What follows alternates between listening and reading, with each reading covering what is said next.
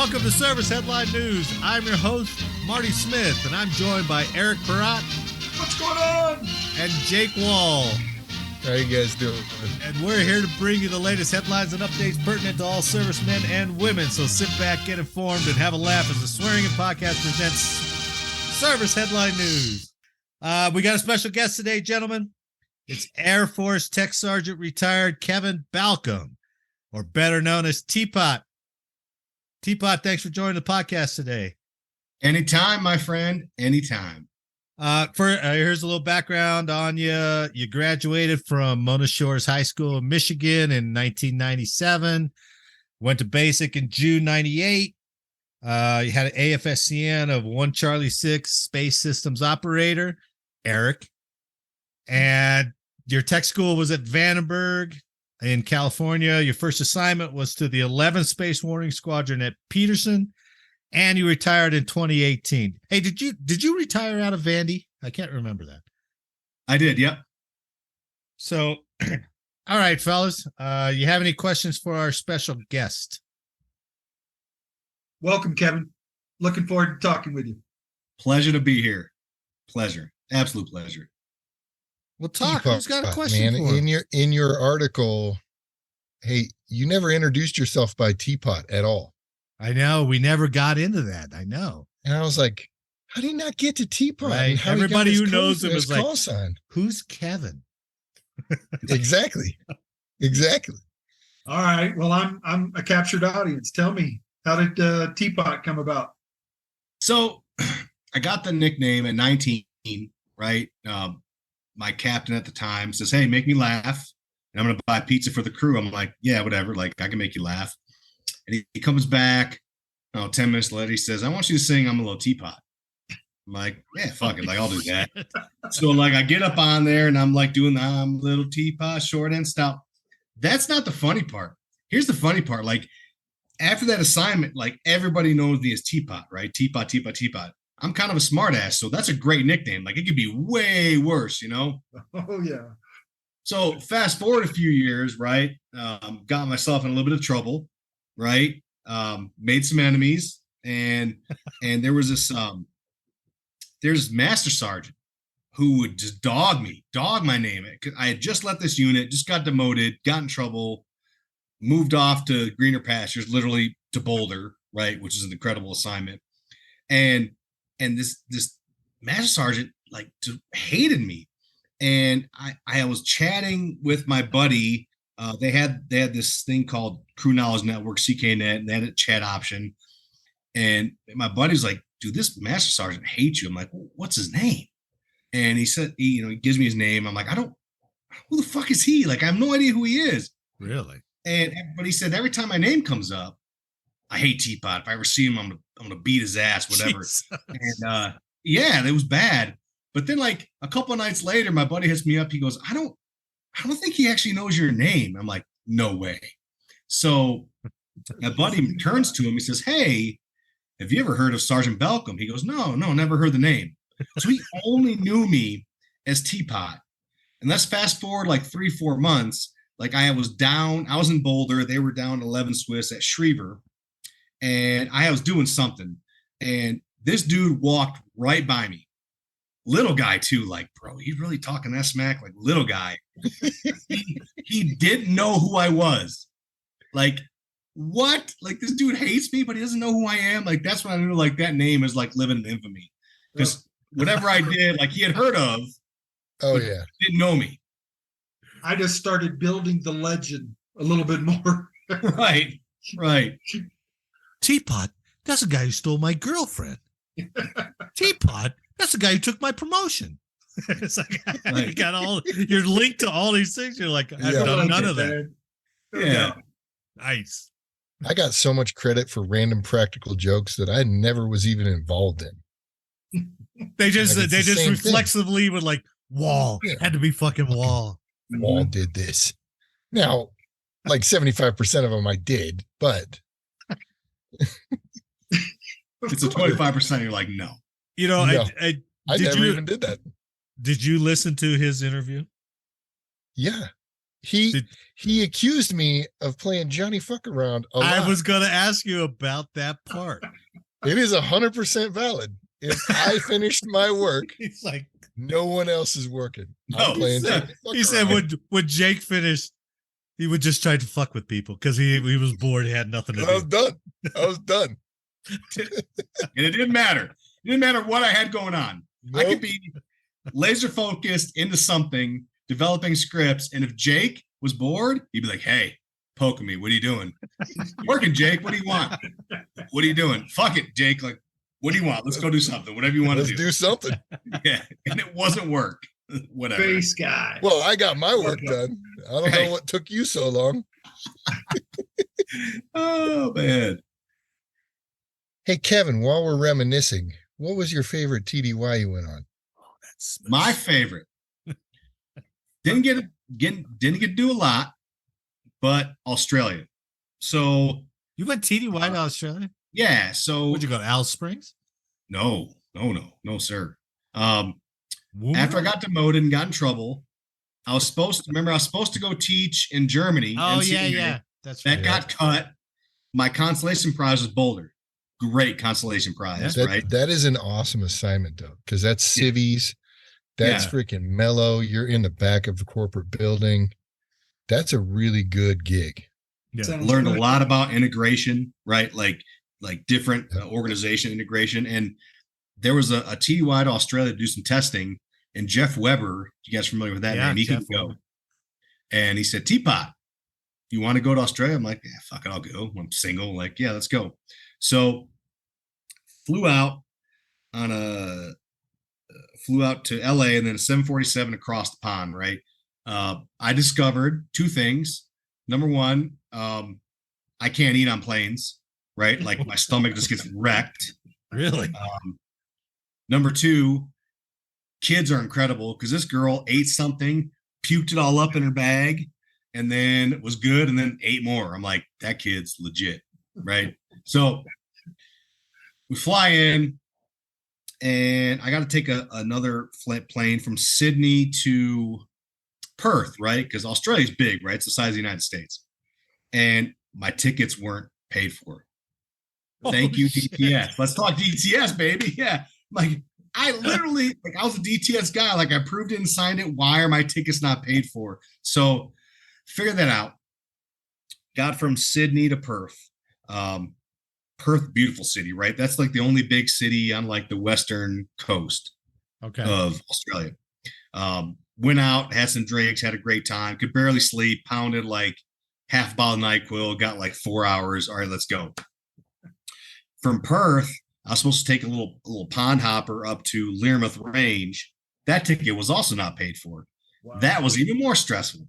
I'm like, I'm supposed to go up there to do range ops. Like, what's going on? Hour and a half later, got it figured out. Like, swipe the old government credit card. Like, maybe they'll bite me in the ass later. I don't know. And we hopped up to Learmouth Range and went up there and met some folks.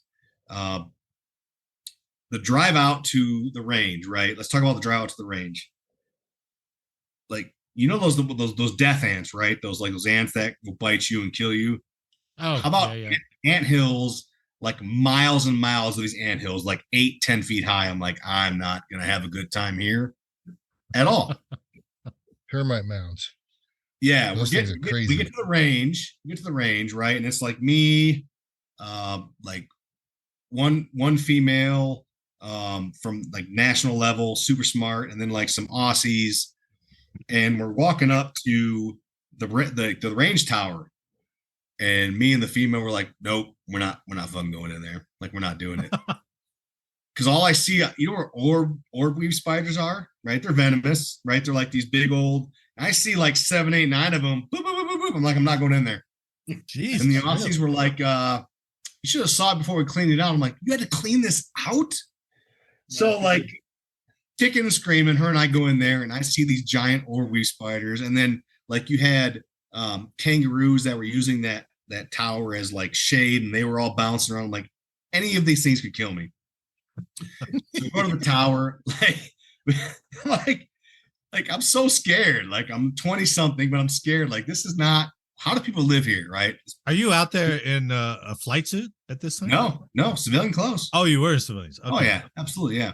And we do the sight range, give them some pointers, whatever. We go back and we talk, and there's some national systems guys there, and they're like, "Hey, like, are you bored?" I'm like, "Yeah, I don't have much going on. You want to do some night ops?" I was like, "Yeah, I'll do some night ops with the guys." So it was like 2 national guys, government contractors, and then me and like a senior airman. I was a staff at the time because I got demoted, had to wait to promote back up. You could barely handle day ops where you could see the spiders. Yeah, dude, this is like, trust me, it gets worse. So I'll take it when I can't see anything. like, fuck it, let's go. These guys, it's funny. So these guys were in like these like super suspect like mobile homes, TDY. I was in like this 5-star like resort TDY. Really? Oh yeah, it was crazy. Like this giant walk-in shower. It was amazing. Nice. But we do some night ops and we're driving on this little trail and it's like pitch black, right? And we stop and we kind of we have to, no lights on, we have to do our little test. And so me and the senior airman were walking, and I have a flashlight. We're kind of walking this trail, and I'm like, yo, hold up. Like, hold up. He's like, what? He's like, what is that? He's like, what? I'm like, what the fuck is that? It's like this grasshopper, dude. That was like 8 inches long. 6-inch stinger. I'm like, why does this grasshopper need a 6-inch stinger? I look at the senior airman like, I'm going back in the truck. I'm done. Like, I'm not really. Look at this thing, man. Yeah. Were you like walking with a flashlight and this thing like all of a sudden is just illuminated and is sitting there staring at you? Yes. Like, what are we doing here? Like, no, absolutely not. Like, did I just get bowed up by a grasshopper? Yeah. Death traps went off. But this grasshopper was gigantic, and I'm like, he could just literally jump on me just like right in the eye with that stinger. I mean, it was like you could see like the little water, like the little venomous juices coming out. Like, no, absolutely not. I'm done. I'm done. This grasshopper. Yeah. So I hop back in the truck, and then did our thing, and then went home. I'm like, yeah, no thanks. How long were you there for? Like 7 days. Jesus. Wow. We had meetings in Adelaide. Is that like an 18-hour flight over there? Yeah. It's forever. Oh my God. I flew down to Sydney and I was drunk. Of course, I was trash talking the steward. And so every time he would come out of the galley, he would drop a beer off on my tray. Oh, and I was drunk, passed out, and hungover all on one flight. Holy shit, really? Horrible. It was horrible. Hungover on a flight's like the worst. Oh. Good TDY. Eric, I'm going to prompt you again, and you probably I'm just going to skip you if you don't know. I'm on it. All right. Back in the day, one of the most important events for me was moving off base. That's right. For the first time. Yeah. Kevin, what was your experience of like moving off the yard for the first time? Probably different than a lot of you, because 6.5 weeks of basic training, 6.5 weeks of tech school. So 13 weeks in, I'm already at my permanent duty station. Within a year, I'm off base because they did we had roommates. Then the Air Force went to like 1+1. So they kicked out half the airmen. Oh shit. So Did they really? Yeah. I was an A1C and I was like, fuck it, I'm going to go off base, which I don't know why, because the dorms were insane at Peterson. Like, I could tell you stories about the dorms there, like, for days. That's just a party there. Yeah, it was obscene. But I moved into a house, 2972 Roche Drive North. Still remember it. And I was 20.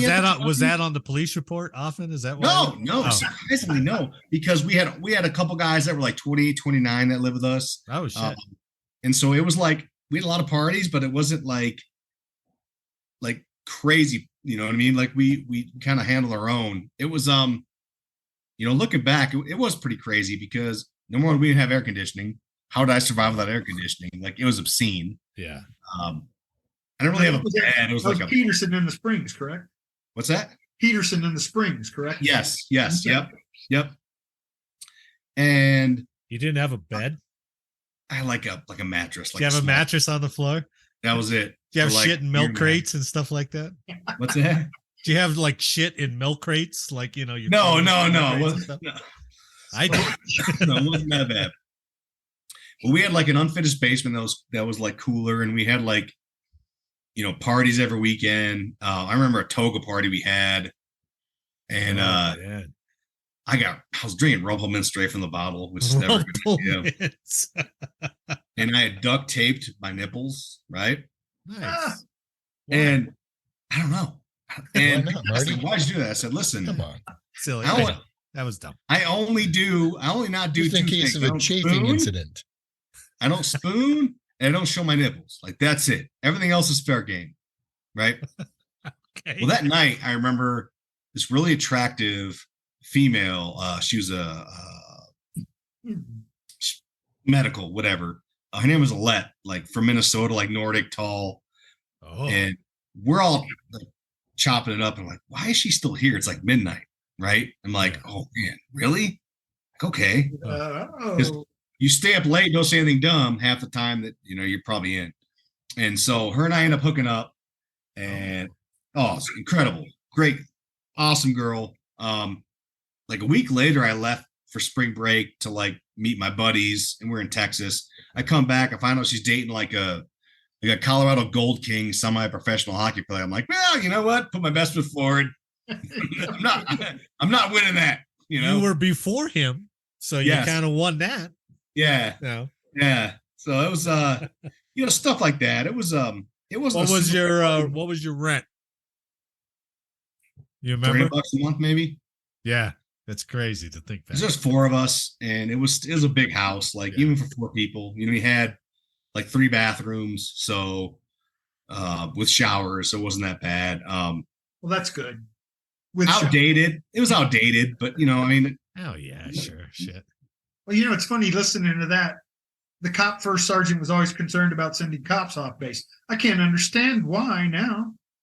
Listening to your party, couldn't have been any worse than ours. right? Yeah. Like it was and I was there for 3 years, 3.5 years. You know, you run through Oh shit, really? The whole you run because I was only in it for a year when I got out, you know, Yeah.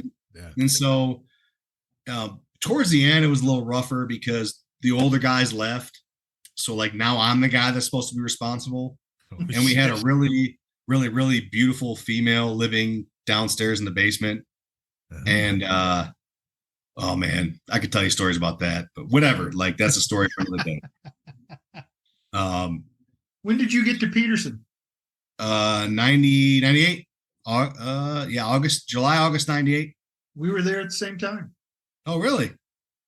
Yep. We I got were there. dorms? Oh in no shit! 90 I didn't realize that. Yeah, I got there in 92 and retired in 03 out of Pete. I was with the Okay. Space IG team. Okay. Yeah. Yeah, awesome. You homesteaded that long at Pete? Dude, I went from the unit, the squadron level unit, went back to the command. Oh, you kept doing PCAs then, yeah. And then I went back to the unit, and then from the unit, I went over to Space Command IG Smart. for the last 3 years. That's smart, man. That's smart. But the first 10, I was all overseas. I like these stories because these are the little things that connect all of us in service. You know, it's not the it's not the typical shit that everybody thinks of as military. It's the little things that tie Right, us yeah. all together. Right? Yeah. And I think these guys still give me shit about it. Speaking of shit, because I think everyone who's been in the military has had some kind of awful, unbelievable shit story. What's yours, Teapot? My shit story? I probably have 2. Not as probably great as y'all who deployed had to shit in those hot boxes. It But doesn't like, matter. It's, I mean, hell, yeah, I remember basic where the first time you're in a toilet 2 feet away from the other guy with no stalls, right? And you're like, holy shit, dude. Right? I didn't poop for like a week and a half in the I basement. would shit at midnight because everybody was sleeping. I was like, that's when I can do it. I actually cranked one off before I actually pooped in basic training. Oh my God. I was able to do that. Yeah. You Yeah. snuck that one in. I fucking pink eye. After all those inoculations, like somebody gave me pink eye and I had to sit back. And I'm like, there's nobody here. I am wheeling one off right now. You know? Oh my Holy goodness. shit. Yeah. So poop stories. All right. So MCS, right? I'm a mission crew chief and I had to go. I got to poop. Like it was game time. It's like swing, right? So like 5, 6 o'clock. But there's only 3 of us. And then like the other individual was in the bathroom. I can't remember their names. But I'm like, oh my God, I got to poop so bad. He comes and this back. whole time you're sitting console while you got to poop, right? Yeah. So you can't just get up and walk out. False, 4-3 false. Like, Right. I got a shit, false. Like, maybe I'm standing up a little bit from the seat. They're like, you're right. Like, yeah, man, it's time. Some heavy breathing. Yeah. Yeah. Homeboy comes back. I'm like, take this. Like, I got to go. So I go in the bathroom and green flight suits, right? You're like, zip, zip. Woo. Yeah. I go to sit down. These assholes double barreled the ketchup bottles underneath, or the ketchup packets underneath the seat. And I was like, boom, and they just exploded, right? They didn't hit my flight suit. They hit my legs, my thighs, right? I had to go. Like, I had to go bad. And so I'm going and I could feel the ketchup like dripping down my thighs, like into my boots, right? I'm like, I don't care. Like, I gotta go, man. So it took me a little bit. So, I finished wiping and I tried to get, whatever off and, wash my hands and come back. And everyone's just looking at me. That's awesome. I'm like, touche. And like everybody starts laughing. I didn't even ask who it was because it's like, doesn't matter. Like, that's a good one. No, That's a good one. Yeah. And one other one was we were at 11 Swiss. At the MCSB, you had those 2 like unisex toilets in the lobby. And so I was day staff and I went out there and I had to drop a big grizz, man. It was like, okay, game time. And I go out there and I am firing it out. And as soon as I get done, the commander is like waiting to go in, right? And Mile and Pride was our first commander. And I know shit, he came in, he started gagging. And I'm like, oh, I'm gonna hear about this. He never mentioned it, like, ever. Like, really? It was so bad. Yeah, he never said anything to me. But you knew, and he knew. Yeah, but he's like, I'm like, yeah, dude, that's really bad, man. I courtesy flush and everything, just it didn't help. And you wonder why that teapot name maybe floated around in circles. That's probably it. Yeah. That dude probably followed you into the bathroom or followed you out of the bathroom, was like, damn mother, teapot. That's He used to call me TJ because there's another bald-headed member in my group named JT Moore. And JT. Yeah. He was drunk a lot, so I don't think he recognized JT and TJ. He used to call me TJ all the time. Yeah, he just let it slide. Or did you try to another pooping story, right? Like, he called JT into his office. He's like, "Hey, JT, I want to talk to you about getting an enema." What? And JT's like, "What are you talking about?" He goes, "Yeah, weren't you talking about, where you stick a tube up your butt and it like flushes out all the." He goes, "Sir, that's teapot." And so he confused like JT and TJ. And so I come in there and he's like, "Why don't you ever correct me when I called you JT?" I'm like, "First of all, you never call me JT, you call me TJ, right?" Second of all, I thought it was fucking hilarious. So I don't really care. And him and I talked about the whole thing. Yeah. That was the first couple of years at 11 Swiss. So I guess kind of 2.5 poop stories. Oh there. my God. I don't even know if we can go on to news stories after this. We should just invite guests in and just interrogate them and tell That's stories. exactly it. You know what I mean? Yep. Just go to holy shit, nothing that's but the good. all-star list now. It kind of is, but let's give it a go. All right, let's get to maybe more boring shit.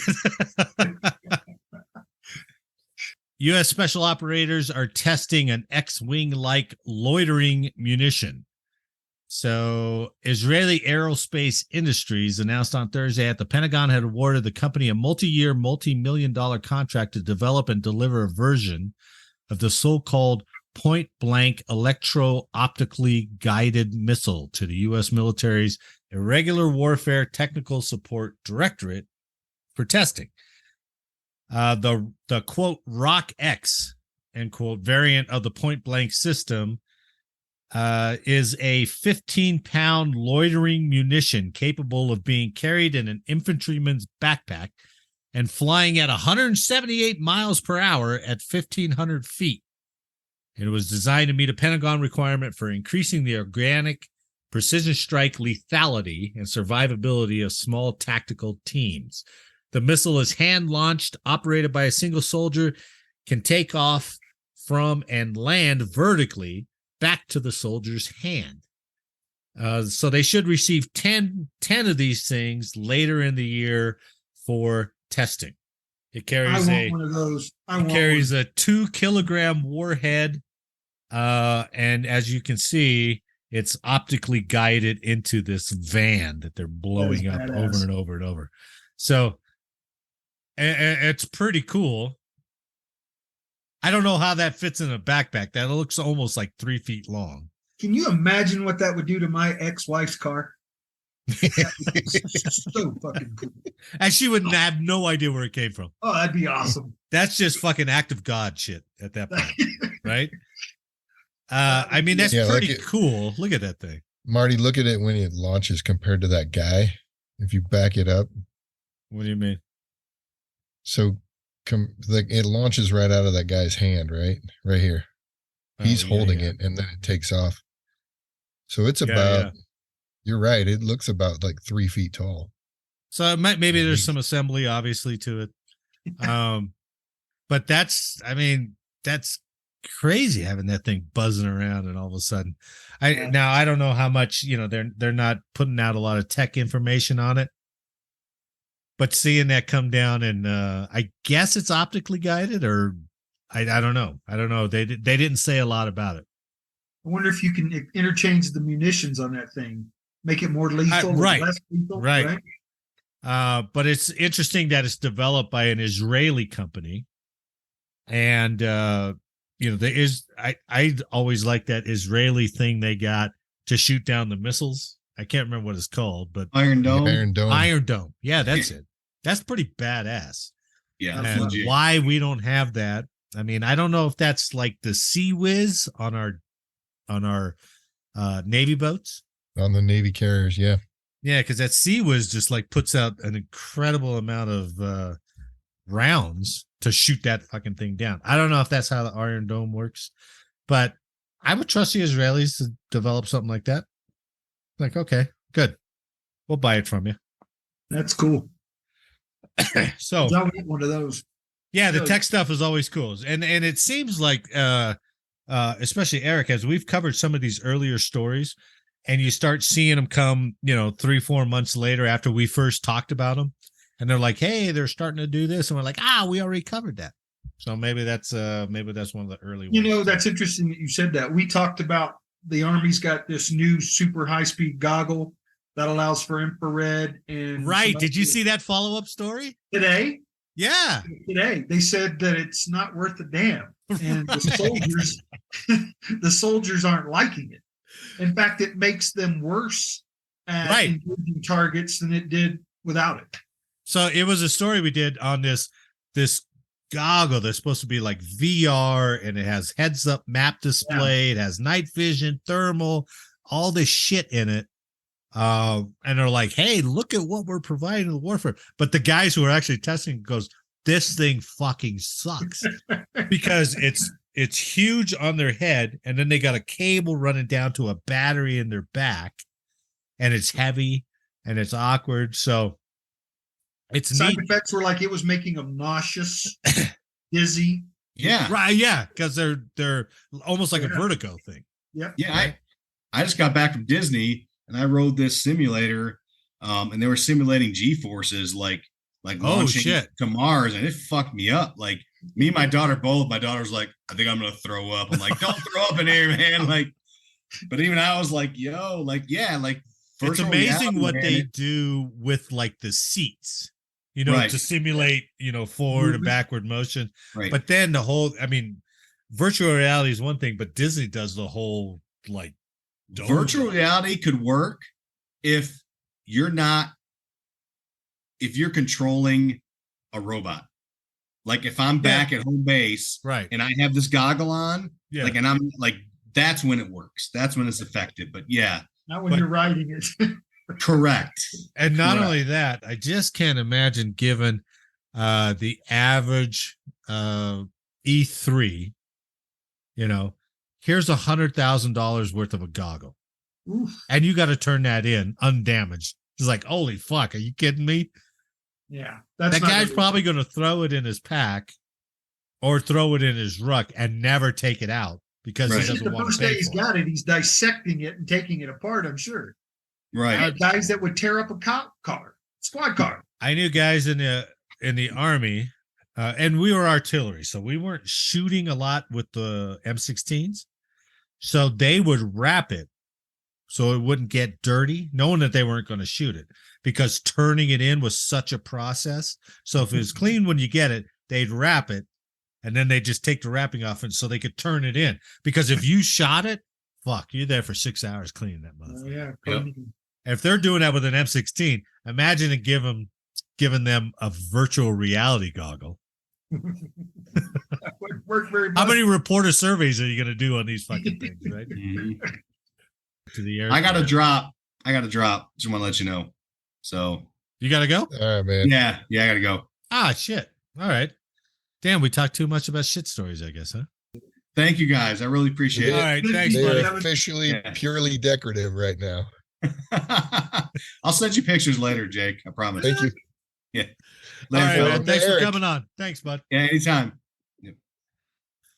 All right. So we lost Sergeant Balcom due to some vasectomy pain.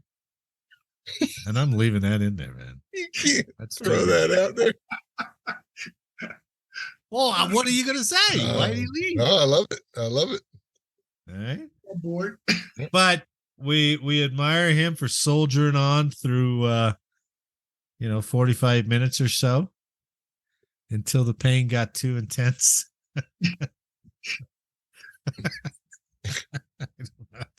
Oh, man. 45 minutes of sitting on a potluck folding chair. Oh, that man is a hero. Should have got him one of those blow up donuts. Only Oh. just for the front. The, Bloop. the legend lives on. Regardless, we here at the service headline news team will soldier on without our blank shooting friend.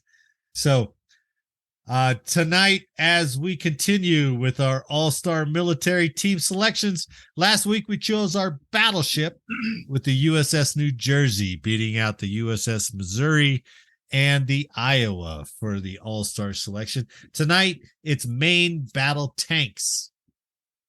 All right. And so we'll just have to come to a consensus. Well, Since I think we you lost need our to, guest. to specifically say we're not talking about worldwide. We're just Main talking battle. about U.S. main There we battle go. tanks. US United main States battle. main battle tanks. All right. Right on. So, Jake, you're up first. All right.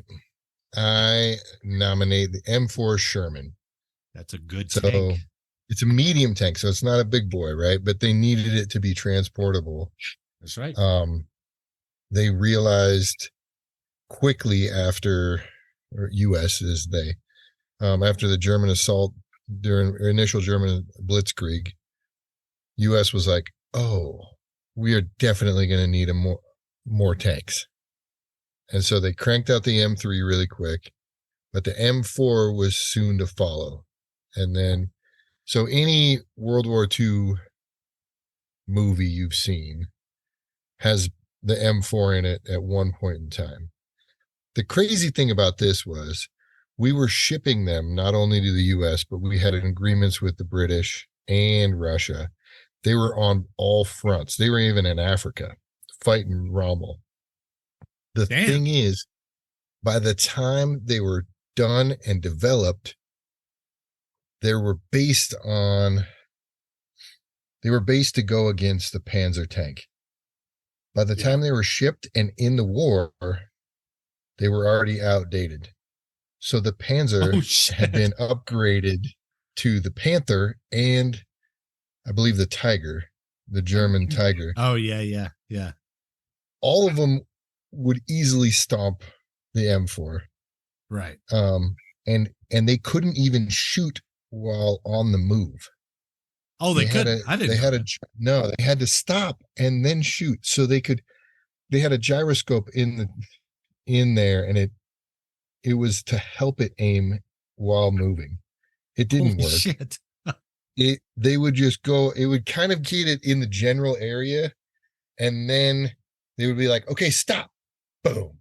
Go. Oh, shit. Really? So this plucky little thing was on all fronts. It was readily available for Allied units, and it was grossly out, like, man. Yeah, right. It didn't have armor. It didn't have anything. By the time they shipped it out. Right? Yep, it's a medium tank. It was smaller, and they could only penetrate certain German tanks at a very specific angle. Yeah, that's why Fury was a perfect example of how they had to maneuver and battle. They had to get behind it, right? Yeah. That's nuts. That movie Fury, if you don't have PTSD, you can watch that. That's holy cool. shit. And you'll get it. That movie was hardcore. I think I read something about that where they were saying if you're going to take on a Tiger or whatever it was, that you needed 3 or 4 of them because you knew you were going to lose almost all of them before the last one. And it was a 5 or 6 man crew. And so they had to rely on, they were grossly outgunned, outmaneuverable, everything, out armored. So they had to rely on tactics and develop tactics where they would swarm using 3 of them. Yeah.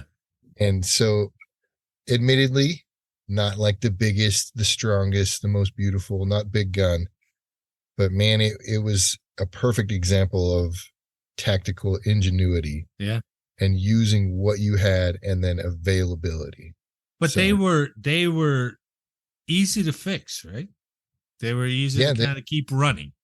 They kept running. They had a top speed of like 25 or 28 miles per hour. So they were maneuverable. Huh. It just kind of sucks. They had to shoot. Yeah. Took on the hedgerows in Normandy where they had a big front rate to rip that shit down. And so good tank. Well, that's what do you got, Eric? Well, my friend, wait. Did the M4 go beyond World War II? It went till 56. Okay. So there's a lot of other around, like other countries got a hold of it. But we used it in Korea. Yeah. But World War II and Korean War. I think that's a worthy nomination. Agreed. Worthy, but not badass. My M60. My M60 is badass. Okay. So I had to think of a good criteria to bring up what a battle tank should be. All right. And so my instinct was what tank was involved in the most combat? Yeah. And it's the M60. Really? And I listed all the conflicts that this thing has been in.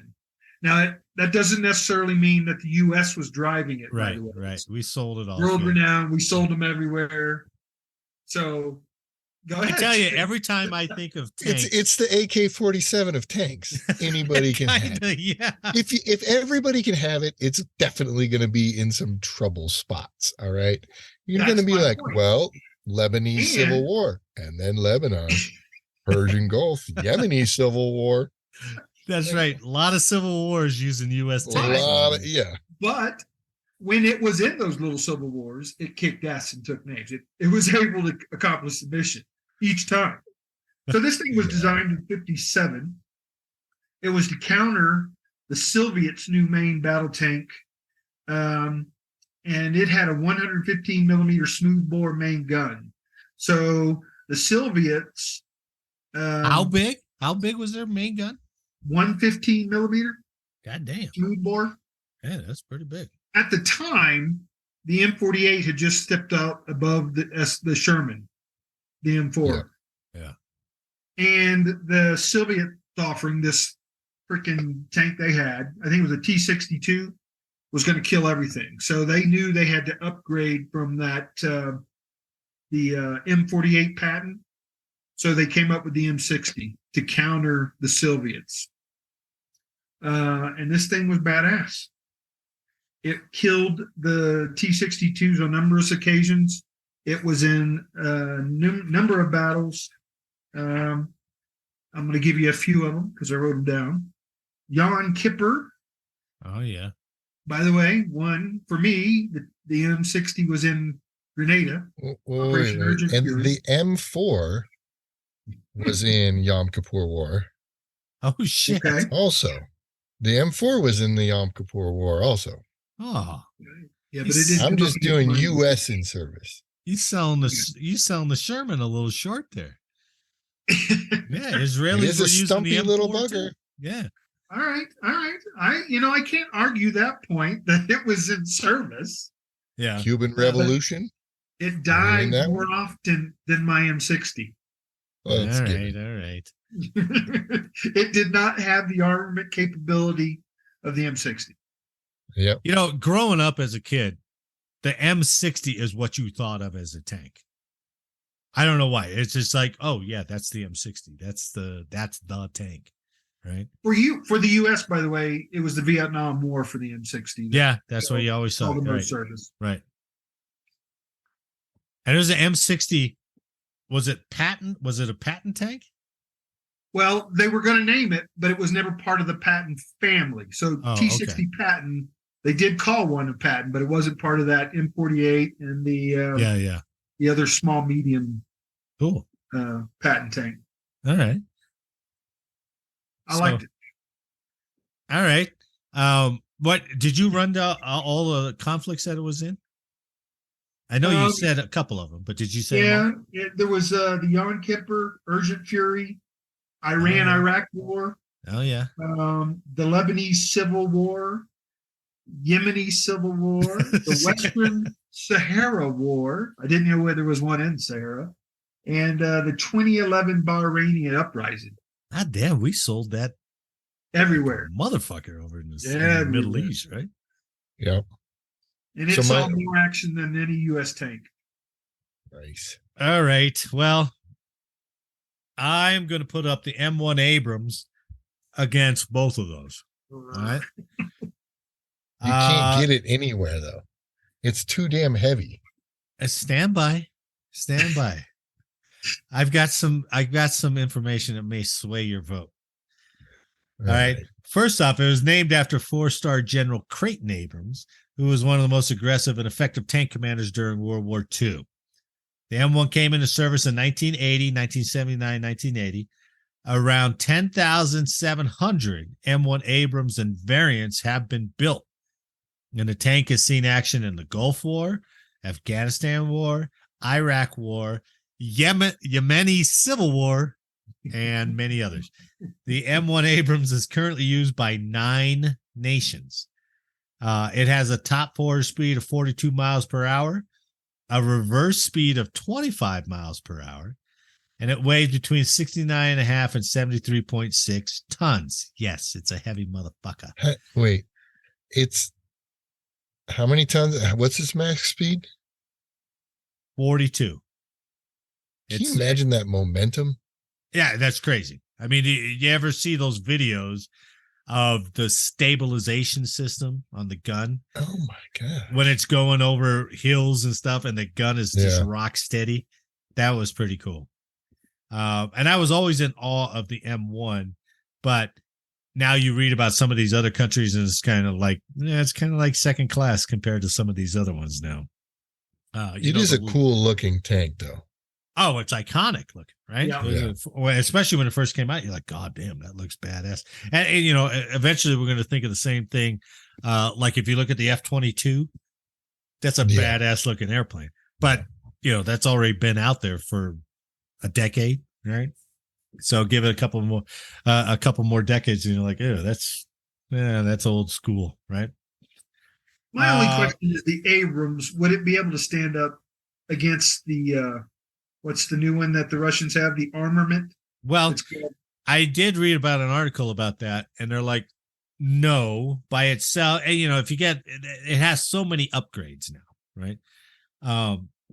That it may stand a chance. However, it goes back to what Jake was talking about. When you go back to what the Germans were doing with the Tiger or the Panther and then the Tiger, those were so expensive to produce that Germany couldn't produce a lot of them. Yep.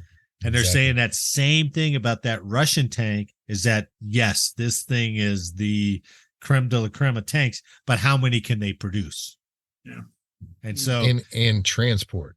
And transport. Right? Yeah. Like, yeah. Cause that was always the biggest problem. Think of the logistics behind just getting an M1 or the new Russian tank to a location that isn't connected where you could just drive it. Sure. Well, what I think, could a C5 carry 2 or 1? I can't remember. Abrams? I think it's 2. Yeah. I don't Maybe. know. I don't know. Just 1. But couldn't it? I understood it's it 70 2 buses. It's 70 tons. You know, it's enormous. That's a shitload of weight in a C-17. It uses a 1,500 horsepower multi-fuel gas turbine engine, which is really cool because I've seen those guys mess with that engine, and it's segmented up into 4 sections. So if like something goes wrong with a certain part of the engine, they can take that quad out and put a new quad in, and that engine keeps going. However, it's gas. It's not diesel. So that's an issue there. I understand they're louder. They're louder than a diesel running tank. They sound, it's haunting the way they sound because it's a turbine engine. They usually use jet fuel with it. It has a maximum range of about 264 miles.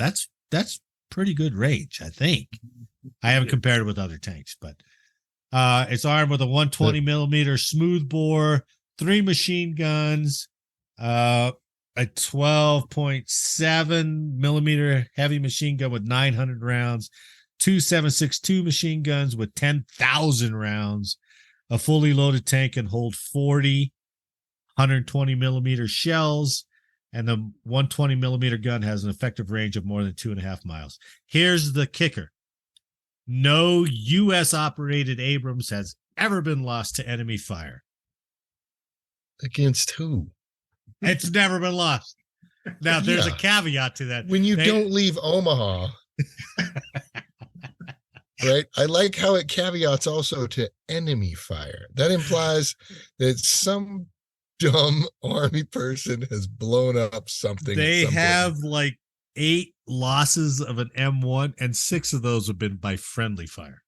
Yep. See, but we don't need to mention that. I'm just saying the enemy hasn't taken any out. So I think if we put all 3 tanks. First of all, 2 M1 Abrams can fit in a C5 Galaxy. 2. Okay. Yeah, that's severely hampers that airlift capability. Damn, man. Can you imagine how slow that thing's flying then? Whew. But what's a Sherman tonnage wise? Did you run across that? Just curious. Yeah. It's not that crazy. I mean, M1 is 70. So I was like, the highest was 84,000 pounds or 40 tons. Oh shit, 40 tons. Okay. Well, compared to 72. Yeah, I know. 70 tons. That's nuts. But it is a medium one. So the ones you guys are throwing out are you're right. Are the big boys. Those are huge tanks. Yeah. Like the thing that the M60 had 53 tons. Yeah. The thing that Sherman had was availability, and they just immediately saw the need. So yeah, they could produce the shit out of those. Produce the crap out of them. Just threw them on every front of the war. Right. So, Yeah, it certainly served a purpose, man. Yeah. I'll give it that. All right, what's our consensus? I mean, I really like the M4 because it did win World War II for us. Well, and as much as I like the freaking M60, I got to go M4 too because of what it did. Yeah, yeah. During that period, man. I mean, Even the when they're M1 up against a Tiger or a Tiger 2 or something, they were still right in the fight. Right. Yeah. Right. That Abrams is sexy though. It's sexy, but it has 100 hours of conflict, right? Yeah. It's and yeah, even though the foreigners used it a lot, but still, every time you see the tank go into like the city of Afghanistan, wow, there's like, holy shit, that's all they shoot at. They can't move. Tank, right? They get they stuck. can't move. They can't go anywhere. So best open battle tanks, open tank battles out in the field. And as much as I want to go with the M60, because that's a sexy ass tank, always has been, right? Always has been. But it's seen more action with, I think, other nations than with us. Correct. You know, I'll go with the M4. I guess I got to go pick the M4. As long as it doesn't have to come up against my New Jersey Iowa class battleship, I'll go M4 as well. Yeah. All right, our all military selection is the M4 Sherman tank. I think Teapot would have come to that same conclusion. I doubt it. He's proven numerous times he makes poor decisions. Listen to his interview. Exactly. He's not even here to protect himself. Good. That'll serve him for leaving early. Suck it up with those balls, man. Come on. Take the pain. Yeah. Take the pain. We were only 20 more minutes. That's all you had to do. Well, on behalf of all of us, I'd like to thank you for listening today. Special thanks to Kevin for sitting in or not being able to make it the whole way, but he was a trooper and made it 3/4 of the way. Please like, share, subscribe, and let us know how we did in the comments. As always, make sure to download the next episode for more service headline news. Man, I'll see you next week. Thanks for the week. Peace out, folks.